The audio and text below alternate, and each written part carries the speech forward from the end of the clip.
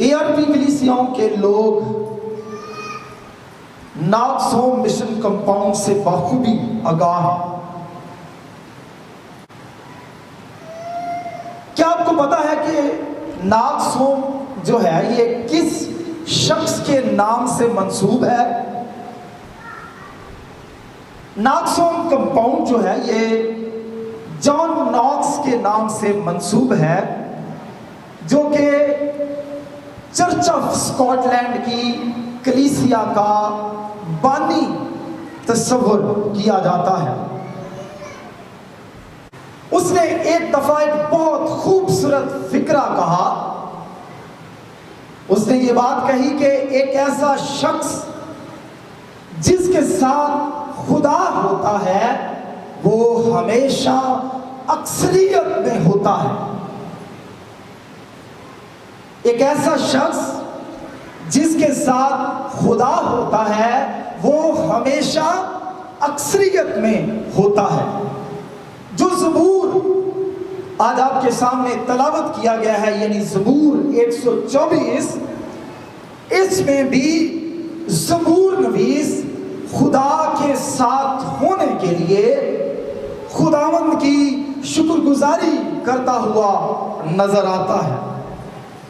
علماء کے مطابق یہ زبور جو ہے یہ اجتماعی شکر گزاری کا زبور ہے، یعنی بنی اسرائیل قوم کو خداوند کی شکر گزاری کرنے کی گویا اس میں ترغیب دی گئی ہے، دعوت دی گئی ہے کہ ساری قوم جو کام خداوند نے بنی اسرائیل قوم کے لیے کیے ہیں، بالخصوص محافظت کا کام جو خداوند نے بنی اسرائیل قوم کے لیے انجام دیا ہے اس زبور کے اندر، اس کے لیے زبور نویس قوم کو شکر گزاری کرنے کی دعوت دیتا ہوا دکھائی دیتا ہے۔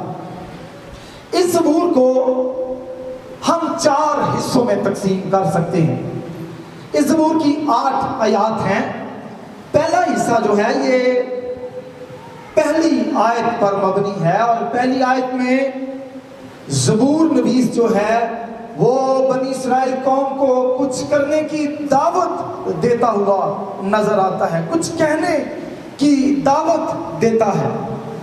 جبکہ دوسرا حصہ جو کہ دوسری آیت سے لے کر 5ویں آیت تک مشتمل ہے، اس میں زبور نویس جو ہے وہ خدا پر بھروسے کا اقرار کرتا ہوا نظر آتا ہے کہ کس طرح سے خداوند پر بھروسہ رکھنے کی وجہ سے خداوند نے کیسے کیسے کام جو ہے وہ بنی اسرائیل قوم کے لیے انجام دیے۔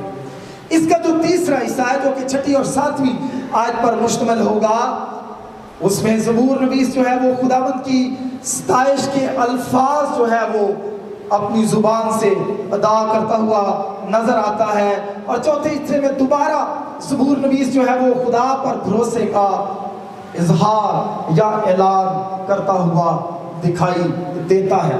آئیے ابھی ہم اس زبور کے پہلے حصے پر غور کریں گے۔ زبور 124 کی پہلی آیت میں لکھا ہوا ہے، اب اسرائیل یوں کہے، اگر خداوند ہماری طرف نہ ہوتا۔ اب اسرائیل یوں کہے۔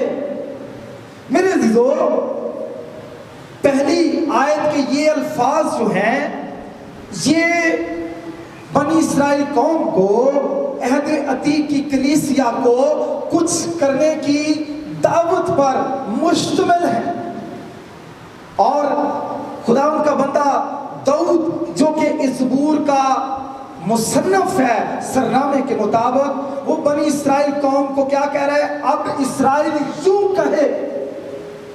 گویا زبور نویس جو ہے وہ عہد عتیق کی کلیسیا کو، ایمانداروں کو کچھ کہنے، یعنی خداوند کی شکر گزاری، خداوند کی محافظت کے لیے جو خدا نے اپنے لوگوں کے لیے انجام دی ہے، اس کے لیے ان کو دعوت دیتا ہے کہ وہ اپنی زبان کو کھولیں، وہ خداوند کے حضور آ کر خداوند کی شکر گزاری کریں ان کاموں کے لیے جو خدا نے بنی اسرائیل قوم کے لیے انجام دیے۔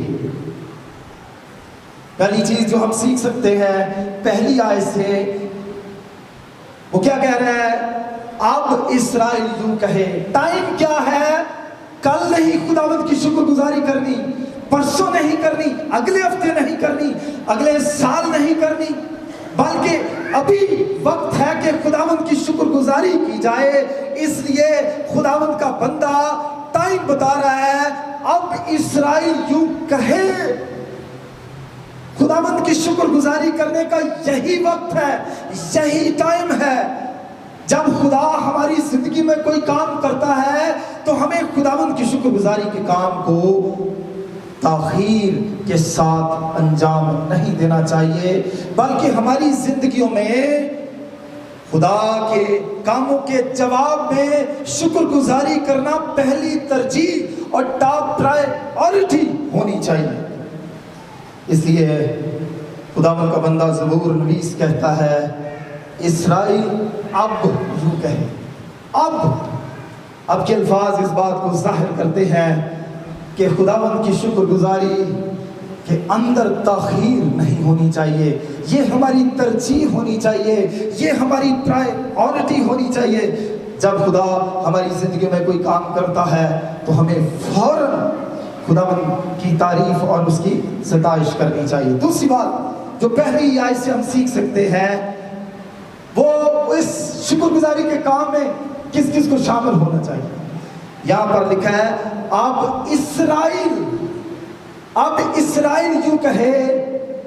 یہ نہیں کہ اسرائیل کے صرف مرد کہیں یا اسرائیل کی صرف خواتین خداوند کی شکر گزاری کے کام کو انجام دے، یا اسرائیل کے نوجوان صرف خداوند کی شکر گزاری کے کام کو انجام دے بچے دیں، بلکہ وہ پوری قوم کو خدا کی محافظت کے لیے شکر گزاری کی دعوت دیتا ہے.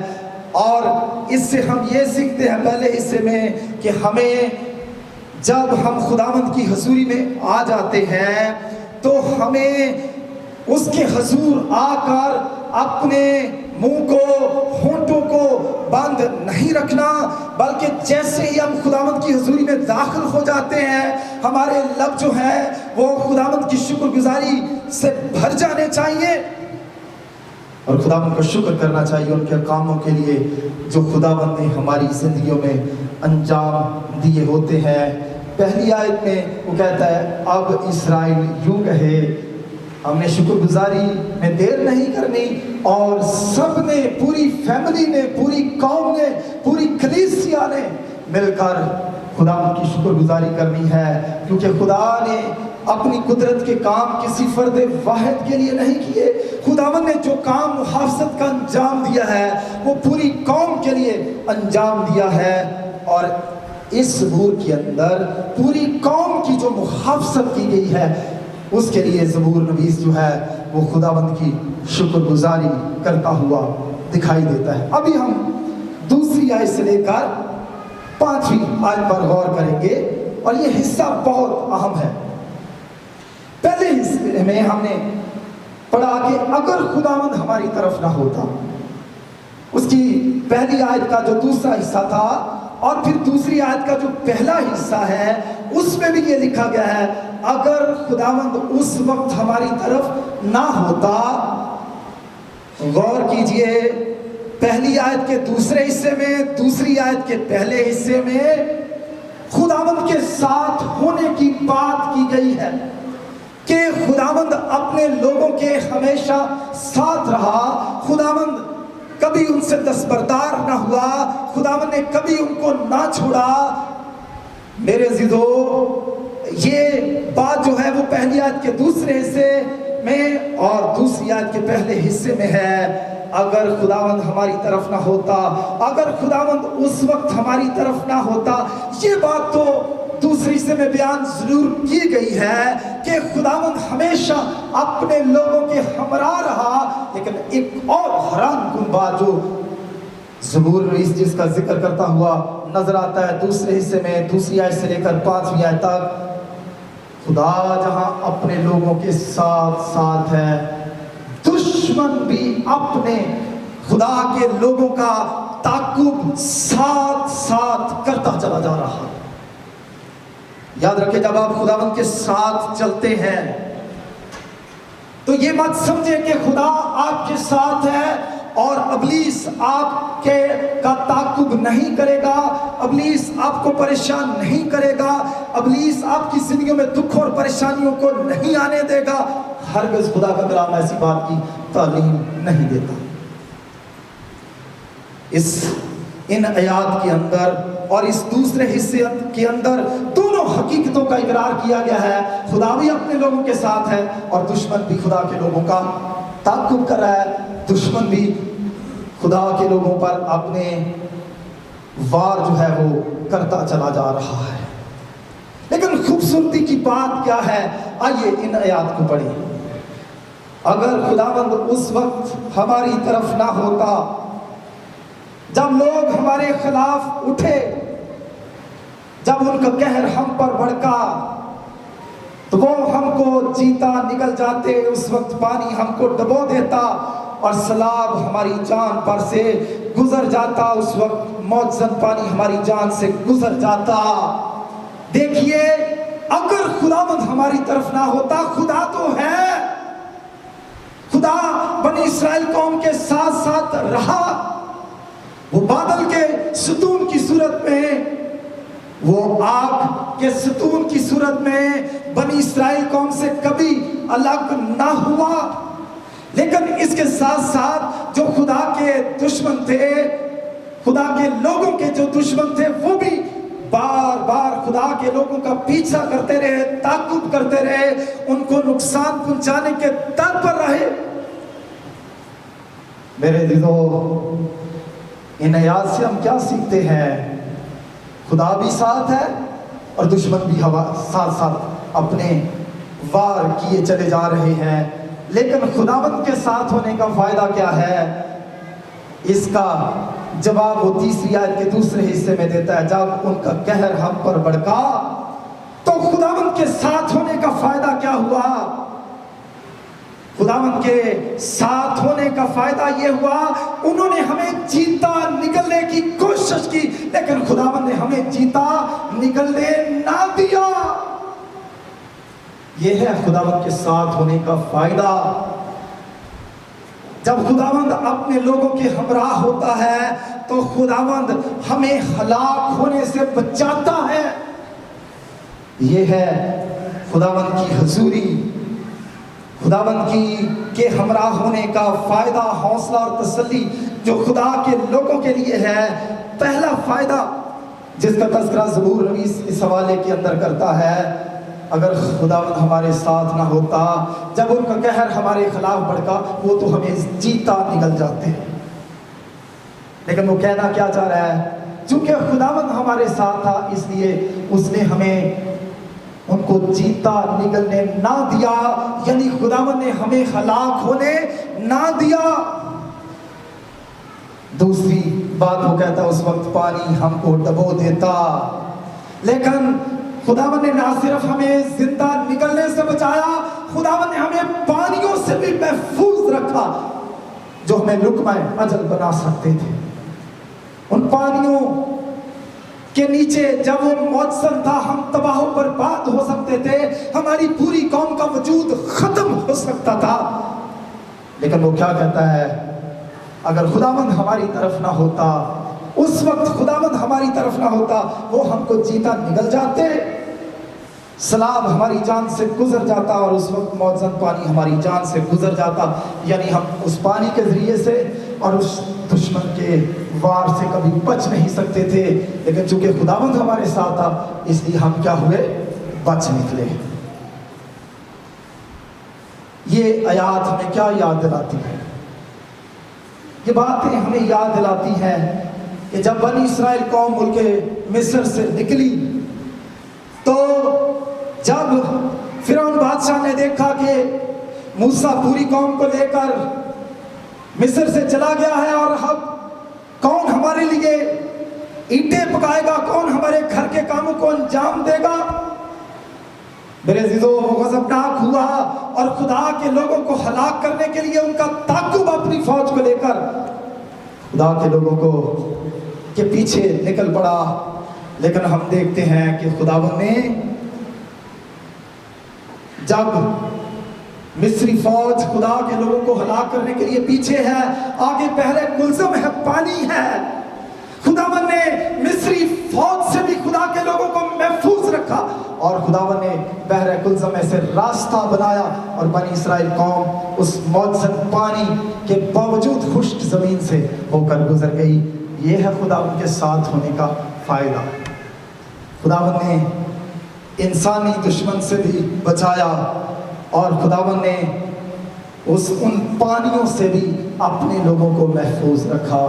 जो जब वो बहर कुलज़म में से गुजरे थे उस वक्त वो पानी उनको बर्बाद कर सकता था, पूरी बनी इसराइल कौम का वजूद उसी लम्हे ख़त्म हो सकता था, लेकिन वो खुदावंद का शुक्र करता है।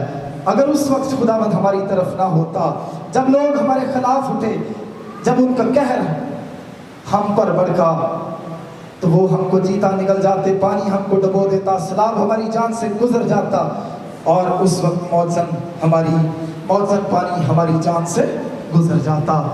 इन आयात में वो खुदा का शुक्र करता है कि किस तरह से दुश्मन के तमाम हीलों से, दुश्मन के तमाम हरबों से, चूंकि खुदावंद हमारे हमरा था, हम किस तरह से खुदावंद में महफूज रहे। मेरे अज़ीज़ों, यहाँ पर बाज़ खुदा के खादम हैं वो जो दुश्मन है, यहाँ पर दो तरह के दुश्मनों को तकसीम करते हैं। एक है समाजी या इंसानी दुश्मन यहाँ पर नजर आते हैं जो निकल सकते थे, और एक है नेचुरल एनिमीज जिनको हम कायनाती या फितरती दुश्मन कह सकते हैं। गोया इन आयात के अंदर वो इंसानी दुश्मनों से मुहाफ़ज़त के लिए भी खुदा का शुक्र कर रहा है, या इसी तरह से जो फितरती दुश्मन थे जिसमें पानी शामिल था, उनसे भी खुदावन ने महफूज रखा। वो उस मुहाफ़ज़त के लिए भी खुदावन का शुक्र करता हुआ दिखाई देता है इन आयात के अंदर। सो दूसरे हिस्से के अंदर जो चीज़ हमने देखी है वो ये है कि बावजूद कि खुदा अपने लोगों के हमरा था, लेकिन दुश्मनों ने भी पीछा नहीं छोड़ा। लेकिन खुदा के हमरा होने का फ़ायदा क्या हुआ है?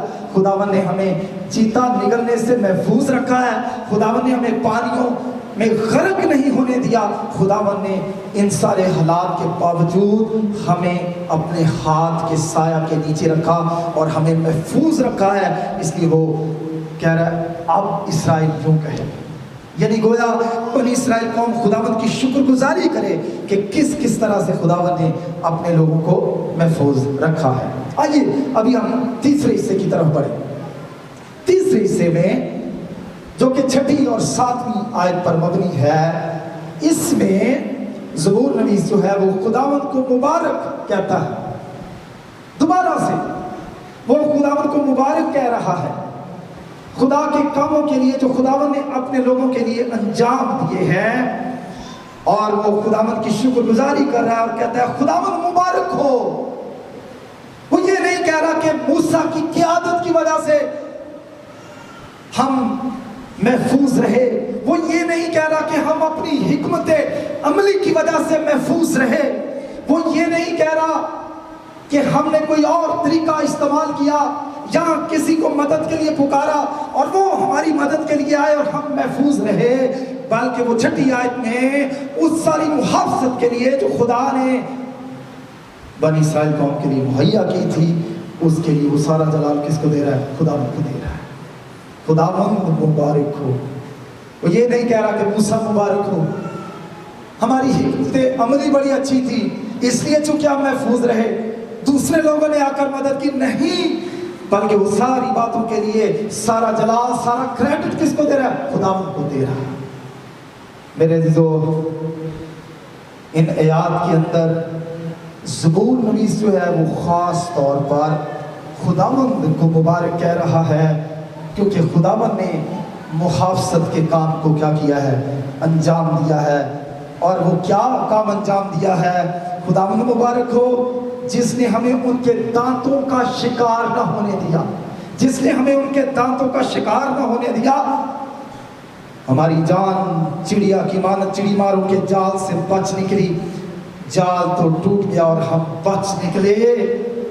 खुदावंद के हमरा होने का फायदा क्या हुआ? वो दांत जो उन्होंने हमें ہلاک کرنے کے لیے تیز کیے تھے، خداوند نے ان دانتوں کو استعمال نہ ہونے دیا۔ چڑی ماروں کے جال سے خداوند نے ہمیں محفوظ رکھا، یعنی وہ تمام پھندے جو خدا کے لوگوں کی ہلاکت کے لیے لگائے گئے تھے، وہ سب پھندے کیا ہو گئے؟ وہ ٹوٹ گئے، جال ٹوٹ گئے، اور وہ کیا کہتے ہیں؟ ہم بچ نکلے۔ اس لیے وہ کہتا ہے اب اسرائیل یوں کہے، اگر خداوند ہماری طرف نہ ہوتا، جب لوگ ہمارے خلاف اٹھے اور ان کا قہر ہمارے خلاف بڑھتا تو وہ تو ہمیں جیتا نکل جاتے، لیکن وہ کیا کہتا؟ خداوند مبارک ہو، خداوند مبارک ہو، کیونکہ اس نے ہمیں ان کے دانتوں کا شکار نہ ہونے دیا اور چڑی ماروں کے جال سے ہمیں محفوظ رکھا۔ دانت کس واقعے کو ہمیں یاد دلاتے ہیں؟ جب بنی اسرائیل قوم کو خاص طور پر اسیری میں گئی، پہلے حصے میں جب دانیل، صدرک، میثق اور ابدنجو اسیری کے اندر گئے تو دانیل کو دعا کرنے کی وجہ سے شیروں کی مان میں پھینکا گیا، اور کلام کہتا ہے بھوکے، وہ بھوکے شیر تھے، وہ اپنے دانتوں کے ذریعے سے دانیل کو فوراً دبوچ سکتے تھے، کھا سکتے تھے، لیکن خداوند نے اپنے فرشتے کو بھیج کر شیروں کے منہ کیا کر دیے؟ بند کر دیے۔ خداوند مبارک ہو جس نے ہمیں ان کے دانتوں کا شکار نہ ہونے دیا۔ بنی اسرائیل قوم اس حوالے کے اندر گویا زبور نویس جو ہے وہ خدا کی محافظت کے تمام واقعات کو یاد کر رہا ہے کہ کب کب خداوند نے مصری فوجوں سے محفوظ رکھا، پانیوں سے محفوظ رکھا، جانوروں کے دانتوں سے محفوظ رکھا۔ کتنی مرتبہ داؤد نے چونکہ زبور کو لکھا ہے، خود بھی اسے جنگلی جانوروں کا سامنا رہا، لیکن خداوند نے اس کو محفوظ رکھا، چڑی ماروں کے جال سے اس کو محفوظ رکھا۔ اور سب سے بڑھ کر ہم سب جانتے ہیں کہ داؤد کا مقابلہ کس کے ساتھ ہوا تھا؟ جاتی جولیت کے ساتھ ہوا تھا۔ کہاں چھوٹے قد کا داؤد اور کہاں ایک دراز کا جاتی جولیت، اس کا کیا جوڑ تھا؟ لیکن چونکہ خداوند داؤد کے ہمراہ تھا، خداوند اس کے ساتھ تھا، اس لیے خداوند نے داؤد کو ہلاک نہ ہونے دیا بلکہ اسے فتح سے بڑھ کر غلبہ عطا کیا۔ اس لیے وہ کیا کہتا ہے؟ خداوند مبارک ہو جس نے ہمیں ان کے دانتوں کا شکار نہ ہونے دیا اور ہماری جان چڑیا کی مانند چڑی ماروں کے جال سے بچ نکلی۔ جال تو ٹوٹ گیا اور ہم بچ نکلے۔ ان آیات میں وہ خداوند کو مبارک کہہ رہا ہے۔ اگر آج تک خداوند نے آپ کو محفوظ رکھا ہے، حادثات سے، خطرات سے خداوند نے محفوظ رکھا ہے، تو جس طرح داؤد زبور نویس جو ہے وہ خداوند کو مبارک کہہ رہا ہے، ہمیں بھی خداوند کو مبارک کہہ رہا ہے۔ زبور 103 میں کیا لکھا ہے؟ اے میری جان خداوند کو مبارک ہے اور اس کی کسی نعمت کو فراموش نہ کر، کیونکہ وہ تیری جان کو ہلاکت سے بچاتا ہے، وہ تیری جان کو ہلاکت سے بچاتا ہے۔ اور زبور 142 میں ہم کیا کہتے ہیں؟ میں تینوں ہی خداوندہ ہر روز مبارک آکھوں۔ خداوند نے جو کام بنی اسرائیل قوم کی زندگی میں محافظت کے انجام دیے تھے، وہ اس کے لیے خداوند کو مبارک کہہ رہا ہے، اور وہ کلیسیا کو ہدایت دے رہا ہے، اسرائیل اب یوں کہے کہ خداوند مبارک ہے۔ جو کام خداوند نے ہماری زندگی میں کیے ہیں، ہمیں اس کے لیے بھی خداوند کو کیا کرنا ہے؟ مبارک کہنا ہے۔ آخری حصہ 8ویں آیت پر مشتمل ہے۔ اس میں وہ دوبارہ خداوند پر اپنے بھروسے کا، اپنے ایمان کا، اپنے یقین کا اظہار کرتا ہوا نظر آتا ہے اور کہتا ہے ہماری مدد خداوند کے نام سے جس نے آسمان اور زمین کو بنایا۔ ہماری مدد خداوند کے نام سے ہے۔ یسوع کے نام میں، یسوع کے نام میں ہم فتح پاتے ہیں۔ یسوع نام میں قدرت پائی جاتی ہے۔ بتاؤ کلیسیا، کس کے نام میں ہماری مدد ہے؟ کس کے نام میں ہماری محافظت ہے؟ کس کے نام میں ہماری کامیابی ہے؟ کس کے نام میں ہماری نجات ہے؟ آسمان کے تلے، زمین کے اوپر آدمی کو کوئی دوسرا نام نہیں بخشا گیا جس کے وسیلے سے آپ نجات پا سکیں، اور وہ کس کا نام ہے؟ یسوع کا نام۔ گویا 8ویں آیت میں وہ کہہ رہا ہے کہ ہماری مدد خداوند کے نام سے، کسی انسان کے نام سے نہیں ہے، کسی قبر والے کے نام سے نہیں ہے، کسی بابے کے نام سے نہیں ہے۔ ہماری مدد، ہماری قوت، ہماری قوت کا جو سرچشمہ ہے جس کی بدولت آج تک ہم محفوظ رہے، وہ یہوہ خدا کے نام سے ہے، جس نے آسمان اور زمین کو بنایا ہے، وہ جو اس کائنات کا خالق و مالک ہے۔ ہماری مدد کا جو منبع اور ماخذ ہے وہ ذات ہے، کوئی انسانی ذات نہیں ہے جس نے ہمیں آج تک محفوظ رکھا ہے۔ کہتا ہے ہماری مدد خداوند کے نام سے ہے، اور بطور کلیسیا ہماری مدد بھی جو ہے وہ کس کے نام سے ہے؟ یسوع کے نام سے ہے۔ اس لیے جب کبھی آپ دکھ میں، پریشانی میں ہوتے ہیں، خود کو تنہا محسوس کرتے ہیں، ایک تو آپ کو خدا کے لوگ ہوتے ہوئے یہ احساس کبھی نہیں بھولنا چاہیے کہ خدا ہمیشہ اپنے لوگوں کے ہمراہ ہوتا ہے۔ اس نے کیا کہا؟ اس نے آسمان پر اٹھائے جانے سے بیشتر یہ بات کہی کہ میں دنیا کے آخر تک ہمیشہ تمہارے ساتھ ہوں۔ پرانے عہد نامے میں آپ پڑھتے ہیں جیسے میں موسیٰ کے ساتھ تھا ویسے ہی میں تیرے ساتھ ہوں، میں نہ کبھی تجھ سے دستبردار ہوں گا اور نہ میں تجھے چھوڑوں گا۔ چونکہ خدا اپنے لوگوں کے ہمراہ رہا، دشمنوں نے لاکھ وار حربے ہیلے استعمال کیے تاکہ بنی اسرائیل قوم کا وجود ختم ہو جائے، لیکن پھر بھی خداوند نے بنی اسرائیل قوم کو محفوظ رکھا۔ کلیسیا کو لوگوں نے ختم کرنے کی کوشش کی 2000 سال سے، مگر آج تک کلیسیا کا وجود قائم ہے۔ اگر آپ خداوند کے لوگ ہیں، خداوند کے ساتھ چلتے ہیں، تو خداوند بھی آپ کے ساتھ ہوگا۔ یہ حوالہ ہمیں یہ تو بتاتا ہے کہ کیسے بنی اسرائیل قوم محفوظ رہی، کیونکہ خداوند ان کے ساتھ رہا۔